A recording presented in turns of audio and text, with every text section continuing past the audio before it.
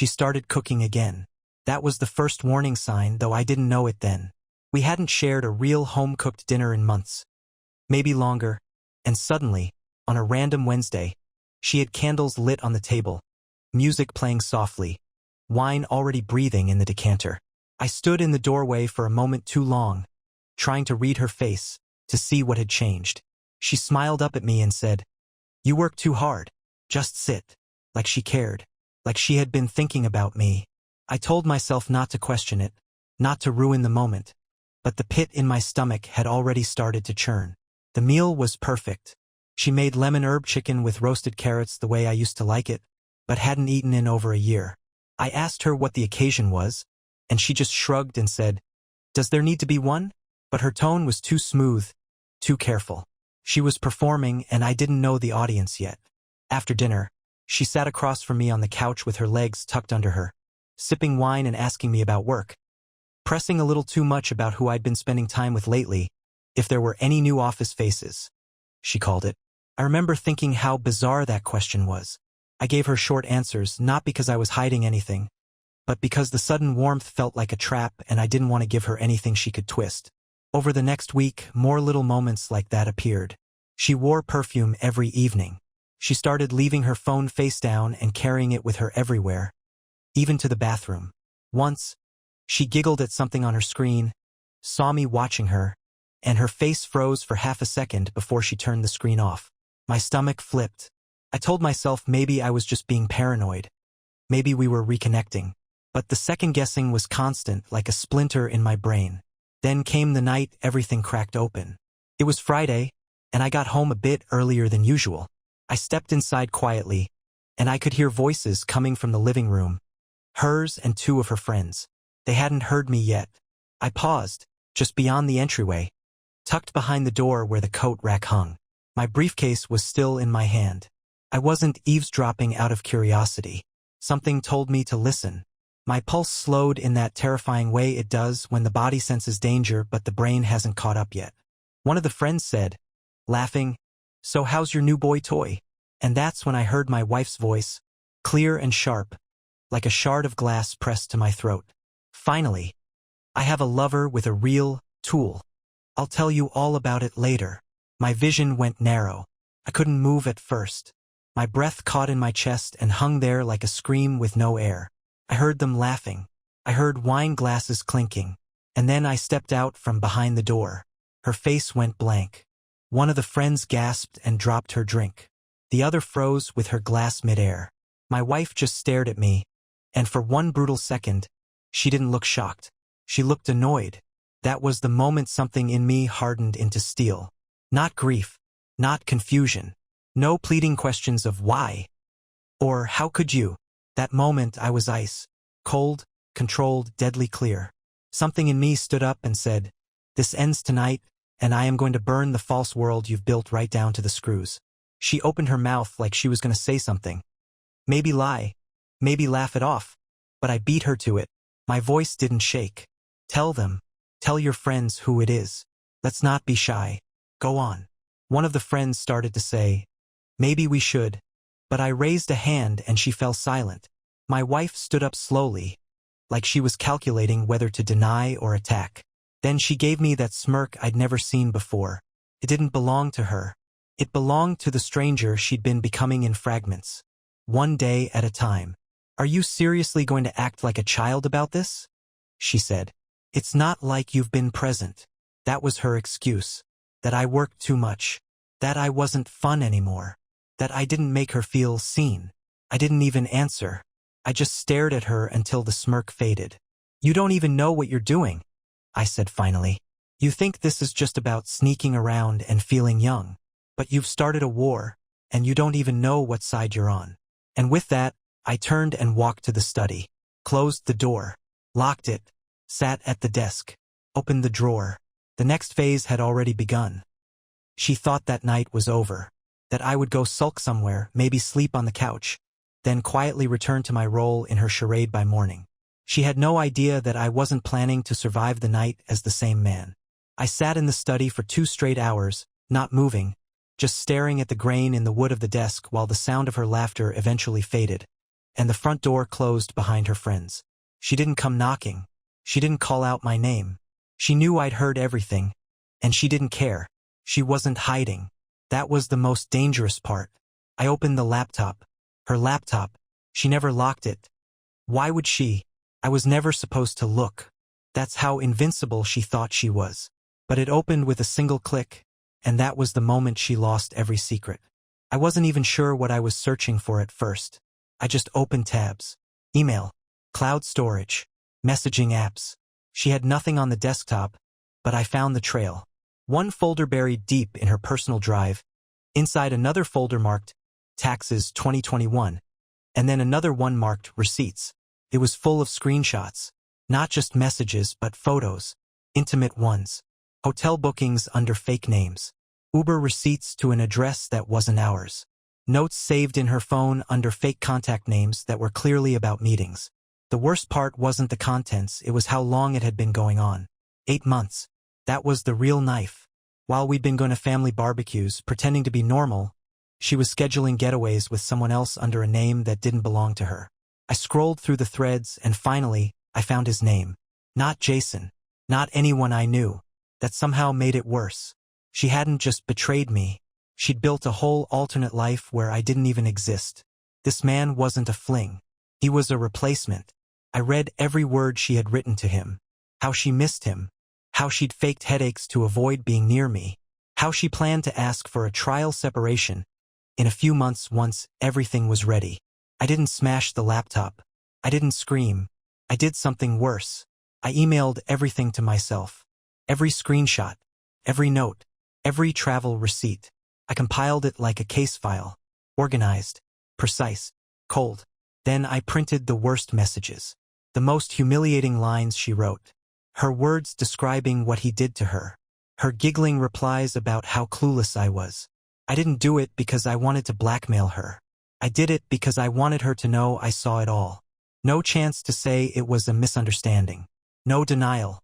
No gray area.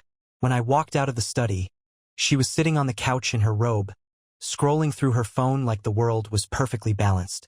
She looked up. We made eye contact. Feeling better? She asked. I dropped the printouts on the coffee table in front of her. She glanced down. She didn't even pretend to be confused. She flipped through the first few pages, lips pressed into a thin, mocking line. Then she let out a single dry laugh. So you've been spying on me? That was her defense. Not an apology. Not even shame.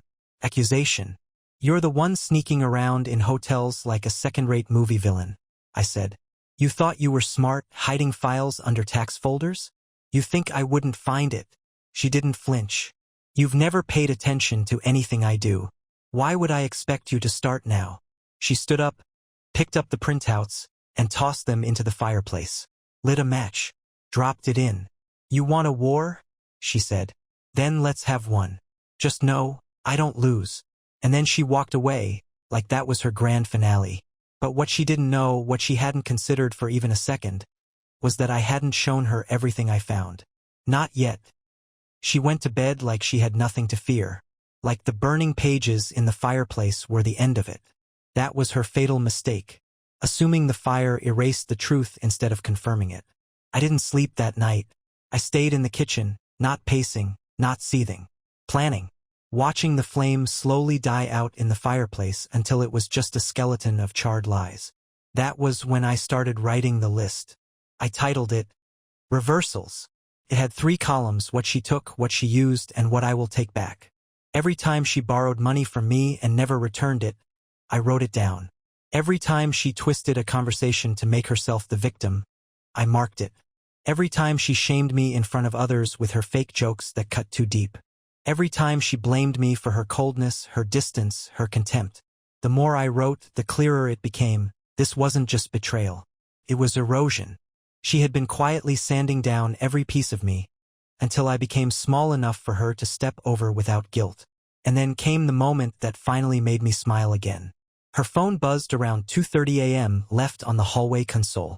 She must have forgotten it in her little dramatic exit earlier. I didn't hesitate. The code was still her sister's birthday. I opened it, went straight to the text. The man's name in her phone was Clara, with a little heart, disguised as a cousin. But Clara wasn't texting at 2:30 a.m. The message said, "Can't sleep, just thinking about your mouth again. You free Sunday?"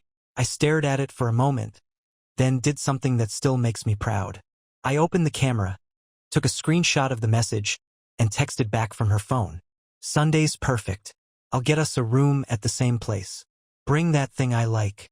Then I turned off her phone and placed it gently back on the table. I wanted her to wake up confused. I wanted her to panic. But more than that, I wanted her to feel the first taste of what it's like to not be in control. Morning came like a cold slap. She walked into the kitchen like nothing had happened. She even poured me coffee. I accepted it. She sat across from me and looked over the rim of her mug with this smug serenity. "You're awfully quiet," she said. "Still sulking?" I looked her dead in the eye. "You got a text last night," I replied. The flicker in her gaze betrayed her. She reached for her phone, tried to play it off as casual, but her hands moved too fast. She stared at the screen and I saw the tension hit her spine. "Why would you touch my phone?" she snapped. "Why would your cousin Clara ask about your mouth?" She froze. That was the line that broke her rhythm. She didn't have a retort ready for that one. Her mouth opened, but no sound came. Then, in the most brazen act of denial I've ever witnessed, she started laughing. "You're seriously jealous of my cousin now?" she said, voice rising. I didn't say a word, just watched her unravel. She turned her phone off again, tossed it on the counter. "You're not well," she said. "You need help. You've clearly spiraled." That was her tactic now, reversal. Make me the problem. Classic. I stood slowly and walked over to her. Not aggressive, just present. "Sunday," I said. "Make sure you go. Take your time." She blinked, confused for half a second. "What does that mean?" "It means I booked you a room myself. Same hotel, same name. I paid for it. It's under your alias. I even left a gift bag on the bed." Her mouth opened in disbelief, but before she could speak again, I added, "Make sure you open it first before he does. I want him to see exactly what kind of woman he's with." And then I walked out, not because I was done, because I wanted her to sit in that silence and let the weight of it settle on her chest. What was in the bag? Only the beginning. Sunday came faster than I thought it would. Watching her pretend everything was normal for 2 days was a masterclass in self-delusion. She still wore the perfume she knew I hated. She still texted behind my back in the bathroom, not realizing I already had every thread mirrored to my email. She even started humming again, like some princess in a poisoned fairy tale, unaware that the wolves were already at the door. When Sunday morning arrived, she was up early, too early for someone with no plans. She showered, blow-dried her hair, picked out clothes that didn't scream affair, but whispered it quietly enough for those who knew what to look for. She told me she was meeting her cousin for brunch. I only nodded. No need to spoil her performance. She left around noon, carrying a small overnight bag she thought was subtle. I watched her drive off, then pulled my second phone from my pocket, the one she didn't know existed. The GPS tracker I installed 2 nights earlier beeped to life. I watched her little blue dot creep across town, right to the boutique hotel she thought was her secret kingdom. I didn't follow right away. No, I had better plans. Earlier that morning, I had slipped into the hotel room she booked. It wasn't hard. Early check-in and a little charm at the front desk go a long way when you know exactly which name to use. I left the gift bag on the bed, perfectly placed. Inside was a collection of her printed screenshots, the ones she thought she burned. Photos of her laughing with her lover, text messages about how boring I was, how she faked headaches just to avoid touching me. And on top of it all, I left a handwritten note, 5 simple words. "This is who she is." Then I left the door unlocked. Just enough. From my car a block away, I watched her check in. She looked around nervously, sunglasses still on indoors like some third-rate celebrity. She headed up to the room. The wait was brutal, but I stayed. I imagined her opening the door, setting down her bag, seeing the envelope. Maybe she'd laugh at first. Maybe she'd get angry. Maybe she'd finally understand that the ground was no longer solid beneath her feet. 30 minutes later, the real entertainment began. A black SUV pulled into the parking lot. I watched him climb out, tall, athletic, fake confidence pouring off him. He walked like he owned the world. His name, I knew from my research, was Daniel. The very picture of the man she threw everything away for. He walked into the lobby, his body language eager, impatient. He must have texted her because a few minutes later, she came down, rushed, flustered. They barely exchanged words, just a quick kiss hidden behind her hair. And then she led him upstairs. I didn't need to be there for what came next. I knew it was a matter of minutes. I sat in my car, drumming my fingers on the steering wheel, feeling a strange sense of peace. Not satisfaction, not yet, but something close to it. 20 minutes passed before it happened. Daniel stormed out of the hotel first, face red, jaw clenched so tight I thought his teeth might crack. He ripped his car door open, threw something onto the passenger seat. Something small, white, probably the envelope, probably my note. He peeled out of the lot so fast the tires shrieked. 2 minutes later, she stumbled out. No sunglasses now, pale, shaking. She held her phone to her ear, probably trying to call him. Or maybe trying to call someone else to fix this mess. I didn't move. I didn't help. I just watched. She got into her car, sat there for a few minutes, gripping the wheel like it could anchor her to the reality she used to control. Then she drove off, but not home. She had nowhere to go. Not anymore. I waited an hour before heading back to the house. When I walked in, she was already there, pacing the living room. She turned to me, wild-eyed, desperate. "What did you do?" she demanded, voice cracking. I dropped my keys on the table, calm as a saint. "What you deserved." She stormed toward me, actually daring to jab a finger into my chest. "You ruined everything. You think you're the victim here? You made me miserable for years." I smiled. Just a small one. Enough to make her rage boil hotter. "You made yourself miserable," I said. "I just finally stopped protecting you from the consequences." She opened her mouth, but for once, no lies came out. Only silence, because deep down she knew it was true. And it was only the beginning. She didn't cry. I'll give her that. No tears. No begging for forgiveness. She didn't crumble like I half expected. Instead, she stood there in the middle of the living room, fists clenched, breathing shallow and furious, like a cornered animal. Watching her, I realized she had never intended to save anything between us. She had already burned the bridge long before I noticed the smoke. I was just the fool who thought we could still rebuild it. She took a slow step toward me, voice low and trembling with anger. "You think you've won? You think humiliating me is going to fix your pathetic little ego?" I tilted my head, studying her like she was a puzzle with missing pieces. "No, I'm not interested in fixing anything. I'm interested in finishing it." Her eyes flickered, unsure for the first time. She wasn't used to me talking like that. I had always been the peacekeeper, the fixer, the one who swallowed my pride just to keep the house quiet. "Not anymore." She tried again. "You're going to regret this. You think you can just destroy my life and walk away clean. You destroyed your own life," I said. "All I'm doing is handing you the pieces back." That's when she lost control. She grabbed a vase from the table, a wedding gift from her parents, and hurled it at the wall. It shattered into 1,000 glittering shards. The sound echoed in the empty house, sharp and final. I didn't flinch. I didn't even blink. "Go ahead," I said calmly. "Break whatever you want. It's all yours to ruin." She was breathing hard now, chest rising and falling like she was about to charge at me. But she didn't. Somewhere in that venomous little mind of hers, she realized she was losing the only thing that ever really mattered to her. The image, the show, the spotless life she wore like a costume. "You think people are going to believe you?" she spat. "You think anyone's going to care what you say about me?" I smiled again, a little wider this time. "I don't need to say anything. I just have to show them." Her face paled instantly, because she knew.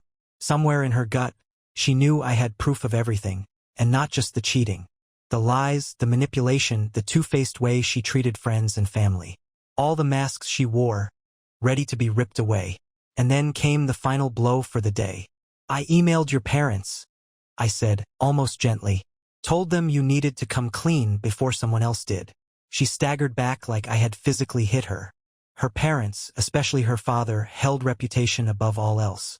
She had spent her whole life trying to be the golden daughter. Perfect, untouchable, adored. And now I had handed them the truth wrapped in a red ribbon. "You bastard," she whispered, voice trembling with pure hatred. I leaned in slightly, voice dropping so low she had to lean forward to hear me. "No, sweetheart. You made me this way. You just never thought you'd meet the man you built." For a long minute, we just stared at each other, locked in a silent war. Then she did the most predictable thing imaginable. She ran, grabbed her purse, her keys, and bolted out the front door like a coward fleeing the battlefield. I didn't chase her. I didn't call her back. I simply turned away, walked into the study, and closed the door. There were still messages to send. There were still truths to unleash. There were still final nails to drive into the coffin she built with her own hands. And I was just getting started. The house was silent after she left, almost too silent. No footsteps upstairs. No fake humming from the kitchen. No sound of her laughter bubbling up through the walls like it used to when she was still pretending to love me. It was the sound of freedom being born. I sat back down at the desk and opened my laptop. I already had the files organized, screenshots, photos, receipts, texts. But now it was time to sharpen the blade, make it personal. Not messy, not petty. Surgical. I wrote the email drafts carefully, methodically. First, her parents. I included a polite, coldly worded letter, attaching selected screenshots that showed their daughter's double life. Not enough to be obscene, just enough to be undeniable. No ranting, no accusations, just facts, time-stamped and undeniable. A mirror they couldn't ignore. Second, her two closest friends, the ones who gossiped behind everyone's back but always protected each other in public. I sent them a different set. Proof that while she was smiling in their faces, she was mocking them in private messages to Daniel. Secrets she'd spilled, insults she'd hidden. Let them feel that knife twisting too. Third, her boss. I debated that one the longest. She had been angling for a promotion at her company for months, smiling too hard, working fake late hours to seem dedicated. What her boss didn't know was that half those late work nights were actually hotel nights with her little side project. A few well-placed photos attached to an anonymous email were enough. No need for commentary. Let them draw their own conclusions. When the last email was queued up, I sat there for a long moment, finger hovering over the send button. Not because I doubted what I was doing, because I knew once I hit send, there was no going back. The death of the facade would be permanent. I pressed the key. The air around me felt different immediately. Lighter, cleaner, like the walls themselves were breathing easier now that the rot was being scraped out. It didn't take long for the first tremors to hit. An hour later, her phone, which she had stupidly left plugged into the hallway charger, started vibrating violently. Messages pouring in. Names flashing across the screen. "Dad, call me immediately. We need to talk." "Mom, what is this? Tell me this isn't true." Sarah, her best friend. "You're a disgusting two-faced liar. Don't ever contact me again." "Boss, come into my office first thing Monday. We need to discuss your conduct." I leaned back, arms folded, and watched the house fill with the digital fallout of her lies crashing down around her. Every vibration, every flash of the screen was a small, satisfying explosion. And then, sweetest of all, Daniel. "Daniel, don't ever contact me again. You're poison. I don't want any part of your mess." I smiled without humor. She wasn't just losing me. She was losing everything she had hoarded like a dragon guarding a pile of lies. The front door slammed open so hard it ricocheted off the wall. She stood there, hair tangled from running fingers through it in panic, face flushed with fury and terror. Her chest was heaving, her hands shaking. "What did you do?" she screamed. I didn't raise my voice, didn't even get up from the chair. "I introduced you," I said calmly. "I just introduced everyone to the real you." She stumbled forward a few steps, like she didn't believe this was happening. Like if she just got close enough, she could physically pull the reality back into her control. "You think this makes you better than me?" she said, voice cracking under the strain. "You're just bitter, weak. You couldn't keep me happy. And now you're trying to ruin me because you failed." I tilted my head, studying her like she was a foreign object under glass. "No," I said. "I didn't fail. I just stopped lying to myself about who you are." The phone buzzed again, shrill and demanding, vibrating across the hardwood floor. She didn't even look at it.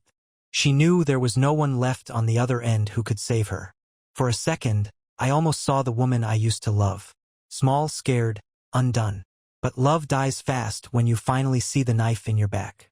I stood up and walked past her, toward the stairs. She grabbed my arm, nails digging into my skin. "You're not leaving," she hissed. "You're not walking away from this." I turned and looked down at her hand, gripping me like a drowning person grabbing a life raft. "I already left," I said quietly. "You just didn't notice." And then I shook her off like dust and walked upstairs without looking back. She screamed after me, a broken, vicious sound. But it didn't matter anymore, because by tomorrow, she would have nothing left but the ruins she made for herself. And me? I was just getting started. I slept like a king that night. No dreams. No tossing. No waking up in a cold sweat to wonder if it had all been a nightmare. For the first time in what felt like years, I closed my eyes and let silence wrap around me like armor. She wasn't screaming downstairs anymore. At some point in the early hours, she must have realized it was over. There's a particular kind of quiet that only comes after a storm has finished tearing everything apart. That was the quiet I woke up to. I took my time getting dressed the next morning. No rush. She had nowhere to run now. Her parents had called again. 5 missed calls between midnight and dawn. Her boss emailed a formal request for a meeting to discuss recent allegations. Her best friend posted a cryptic but brutal message on social media about betrayal and masks falling off. She wasn't just losing battles. She was being stripped down publicly, painfully. When I finally made my way downstairs, I found her sitting on the couch in the same clothes from the day before. No makeup, no perfect hair, just a hollow shell, clutching her phone like a relic from a lost world. She didn't look at me when I entered. She didn't speak. She was staring blankly at the wall, as if trying to bargain with the universe for a different reality. I sat across from her, not out of pity but to make sure she saw my face when I said what needed to be said. "This marriage is done," I said, my voice even. "I want you out of the house by the end of the week." She flinched, finally snapping back to life. Her eyes widened in horror. "You can't just kick me out. I have nowhere to go." I raised an eyebrow, unimpressed. "You had a backup plan, remember, Daniel? Or have you burned that bridge too?" The flash of pure hatred that crossed her face was satisfying. She wasn't used to being powerless. She was used to having options, people she could manipulate, strings she could pull. But now, she was exposed. Alone. "I'll take half," she snapped, trying to sound strong. "I'll call a lawyer. You can't just throw me away like trash." I laughed quietly, a sound with no humor at all. "Half? Good luck explaining to a judge why you deserve a cent after what you did. I have everything, sweetheart. Every message, every date, every receipt. You don't get half. You get whatever mercy I decide to leave you with." She looked like she wanted to spit at me. Instead, she dropped her gaze, staring down at her hands.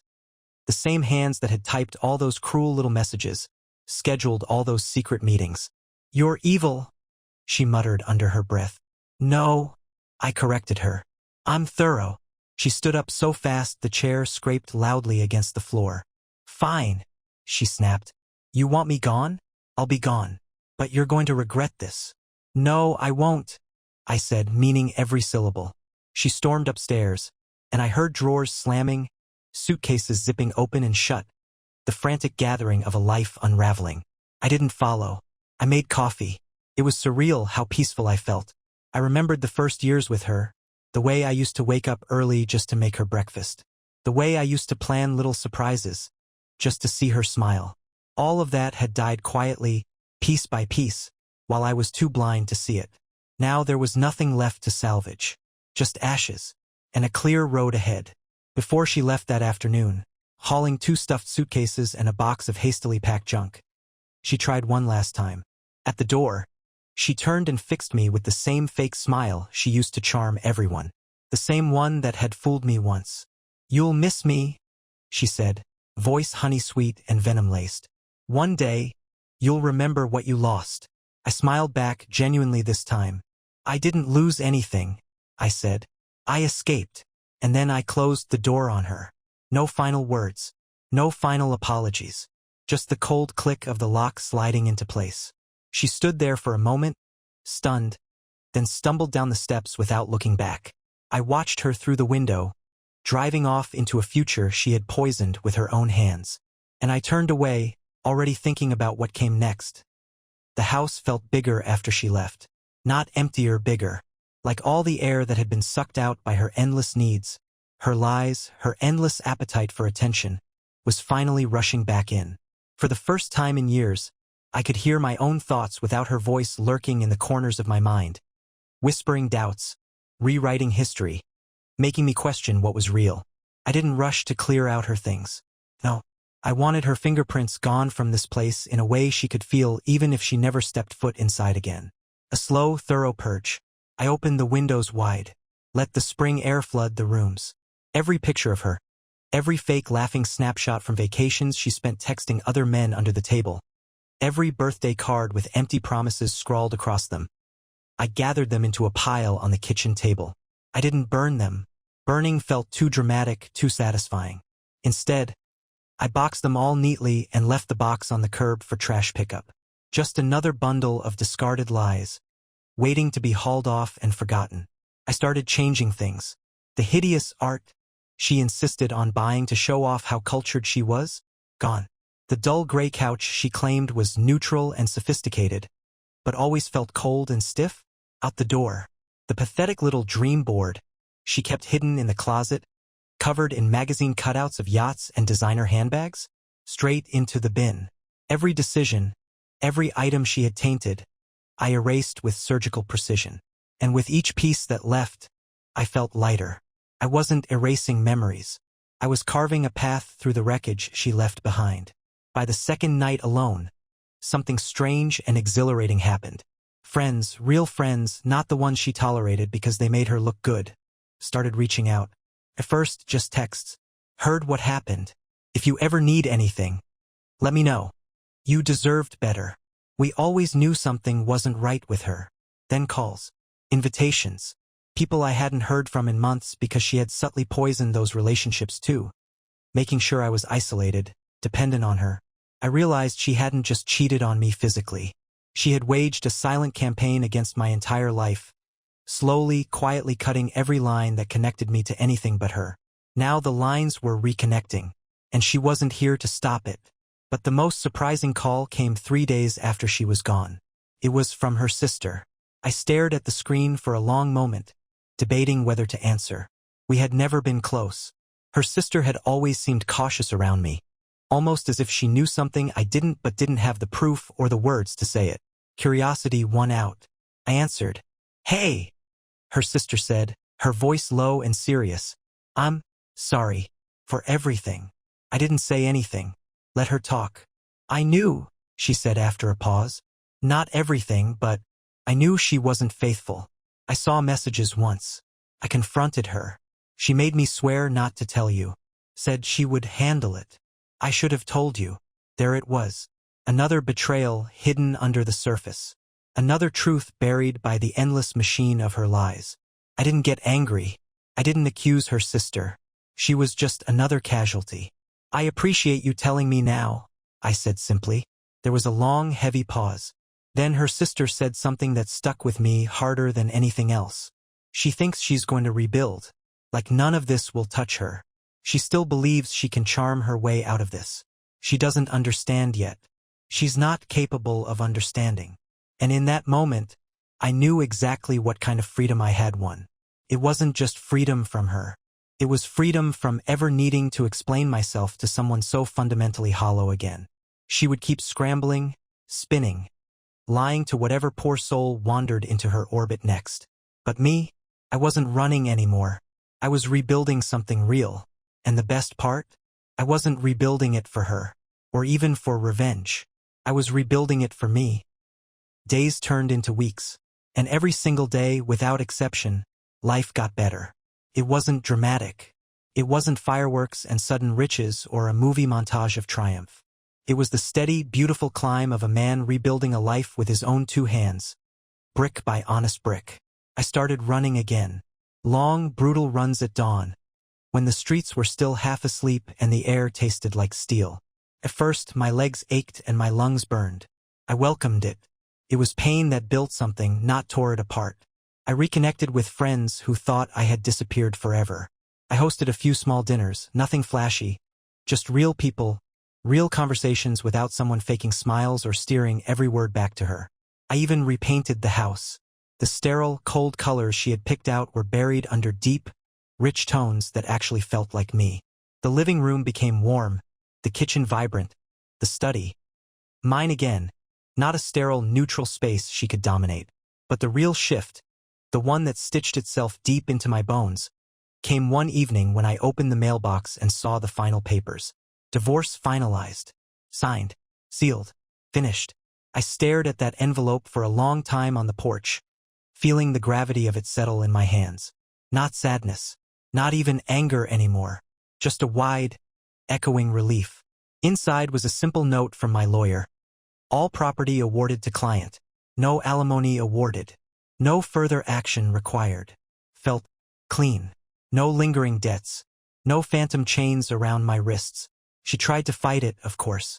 She tried to paint herself as the wronged woman, the victim of a cruel, unfeeling husband who abandoned her in her time of need. But the evidence had been too overwhelming. The judge barely glanced at her dramatic, trembling performance before signing the papers. And just like that, she became exactly what she deserved to be, a footnote. I didn't hear from her for weeks after that. I figured she had gone underground, licking her wounds, rebuilding her web somewhere far from where people knew the truth. Until one afternoon, I was out at a small coffee shop, sitting outside, laptop open, working on a side project I had always wanted to start but never had time for under her thumb. The sunlight was sharp, the city alive around me, and then I heard my name. It wasn't shouted. It was soft, almost timid. I looked up, and there she was, standing on the sidewalk like a ghost dragged out into the daylight. She looked different, thinner, older. The effortless shine she had always clung to like armor was gone, worn down by the slow grind of her own choices. She didn't have her usual mask of confidence. Not this time. She looked lost, like she didn't recognize the world around her anymore. She stepped closer to the table, awkward, hesitating like she was hoping I'd rescue her from herself again. "Can we talk?" she asked, voice small. I didn't stand up. I didn't even close the laptop. I just leaned back in my chair, gave her the calmest, clearest look I could manage. "There's nothing left to say," I said simply. She opened her mouth, searching for the right combination of words, the perfect lie that could buy her one more second of relevance in my life. But she found nothing, because there was no script for this moment. No charm could rebuild the bridge she had burned to ashes and laughed over. She nodded slowly, realizing it. The reality hit her in waves, first confusion, then anger, then the sick, hollow grief of a woman who finally saw the aftermath of the storm she created. And then, without another word, she turned and walked away. I watched her go, a silent, weightless figure swallowed by the city crowd. Not because I cared, but because I wanted to remember that feeling. The cold, clean moment when you realize the person who once had the power to destroy you now means absolutely nothing. And I went back to my work, smiling because I knew the best part was still ahead. Life didn't just go on after her. It thrived. The chains I hadn't even realized were weighing me down were gone. And for the first time in years, I could move in any direction I wanted. No second-guessing, no walking on eggshells, no bending myself into shapes just to make someone else a little less miserable. I traveled. Nothing extravagant. No desperate escape across oceans. Just simple, quiet trips to places I had wanted to see when I still believed life was something you had to negotiate with a partner who only pretended to care. I stood on cliffs over oceans. I hiked forests so silent it felt like the earth was holding its breath. I sat in cities where no one knew my name and realized I didn't need anyone to validate my existence ever again. Work got better, too. Without the constant drain of her endless demands and fake crises, I poured my energy into things that actually built something. New projects, new ideas. A promotion that came not because I chased it, but because my work spoke for itself once I wasn't fighting invisible wars at home every night. And the people, real people flooded back into my life. Friends, old colleagues, even family who had pulled away over the years because they sensed the rot she brought but didn't know how to name it. We laughed, we argued, we lived. Not every day was perfect, but every day was real. And that was the difference. One night, maybe 6 months after the divorce was finalized, I found myself sitting on the balcony of my place, whiskey glass in hand, city lights burning in the distance. And I thought about her, not with bitterness, not with anger, not even with sadness. I thought about her the way you think about a book you read once, a long time ago, that ended badly. The kind you throw into a donation box because you know you'll never want to read it again. I realized then what the final truth was. She had never broken me. She had exposed me. She forced me to face parts of myself I had ignored for too long. My willingness to be comfortable instead of happy. My weakness for wanting to fix people who were never interested in being fixed. My fear of walking away from something just because it had history, even when it was poisoned.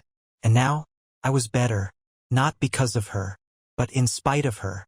So if I had any advice to offer someone standing where I once stood, behind a door, listening to betrayal laughing on the other side, it would be this: don't waste a second trying to save someone who enjoys destroying you. Don't sink your life into a grave just because you spent years digging it together. And never, ever doubt that walking away, even when your legs are shaking and your heart is breaking, is not weakness. It's the greatest strength you'll ever find. Because sometimes, the only way to win isn't to fight harder for the lie. It's to set it on fire and walk away without looking back.